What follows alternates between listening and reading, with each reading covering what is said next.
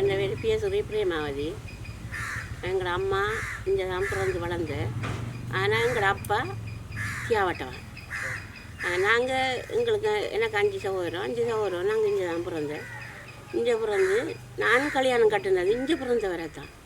இங்கே பிறந்து வளர்ந்து நாங்கள் 82ஆம் ஆண்டு 84 இந்த யுத்தத்தால் பாதிக்கப்பட்டு நாங்கள் ஒரு 10 நாள் தான் வாழைச்சனை முகாமையில் வர சொல்லி வாழைச்சனை முகாமையில் நின்று நாங்கள் என்னென்னு சொன்னால் என் வெட்டுப்பாட்டி ஊருக்குள்ளே ஆக்களையும் சுட்டவன்கள். அதுக்காக நாங்கள் காட்டால் வந்து வாழைச்சனையில் ரஞ்சித்தன்றவர் ஒரு ஓஎஸ் மாத்தியா வந்து அங்கே ஏற்றி கொண்டு வந்தோம். அங்கே ஒரு 10 நாள் நின்று ஓட்டு சமைச்ச உணவில் தந்தாங்க. பிறகு நாங்கள் அங்கே இருக்கக்குள்ள பிள்ளைகளுக்கெல்லாம் பருத்தம் வைக்கிட்டு நாங்கள் அப்புறம் எங்களோட ஊரோட வந்து நாங்கள் இங்கே இருக்கேன். எனக்கு இப்போ 55ஆம் ஆண்டு பிறந்தேனா. ஆனால் எனக்கு இப்போ 5ஆம் மாதம் 23ஆம் தேதி எனக்கு 70 வயசு ஆகுது. இது வரைக்கும் நாங்கள் இங்கே தான் இருக்கிறோம்.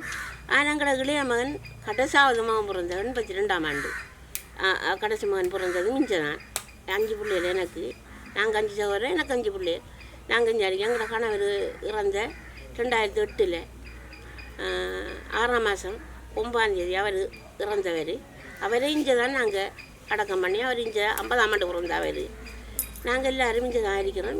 இடையில் வந்து 2012 இப்படி காத்தாங்குடியிலிருந்து ஒரு ஆள் வந்தார்.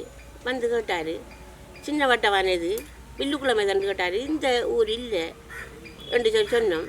திருப்பி ஒரு 5 நாளைக்கு பிறகு ஒரு 3 பேர் ஆட்கள் வந்தாங்க.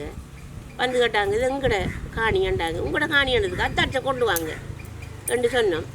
போனவர் இல்லை. பிறகு பார்த்தா டிஎஸ்சி கச்சேரி இந்த நாக்களை கொண்டு வந்தார். கொண்டு வந்து அவங்க சொன்னாங்க, இந்த தென்னை மரம் இந்த மரந்தடியில் அப்படியக்குள்ளே கரண்ட் எடுத்து இவ்வளவு செய்யக்குள்ளே இது உங்களோட காணியாண்டு புறப்படுத்த இயலாது, அது சனத்தங்களால் ஒழுப்பையிலான்னு விட்டு அவங்க போய்த்தாங்க.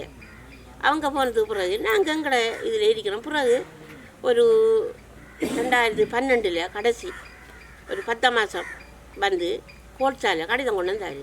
கோட்ஸுக்கு வர சொல்லி நாங்கள் கோட்ஸை மதிக்கணும் மன்றத்துக்காக நாங்கள் கோட்ஸு மூலம் போய் இதுவரைக்கும் 2015 இடைநிறுத்தப்பட்டு உங்களுக்கு வழக்கு இல்லைன்னு அனுப்பித்தாங்க.